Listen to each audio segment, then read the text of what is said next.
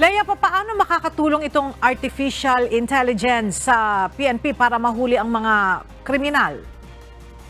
Magandang tanghali sa iyo, Ella. Ito ay konektado sa mga CCTV sa bawat lansangan nga sa Pilipinas. Kaya't kapag natutukan ka o napadaan ka sa lugar na may CCTV at nakakonekta naman ito sa data o central data ng mga law enforcement agency tulad nga ng Philippine National Police, ay mayroon ang mga record na makikita doon katulad ng mga teknolohiya sa ibang bansa, Ella. Kaya't itinutulak nga ngayon ng Philippine National Police o PNP ang paggamit ng Artificial Intelligence o AI sa pagsugpo at pagresolba sa krimen.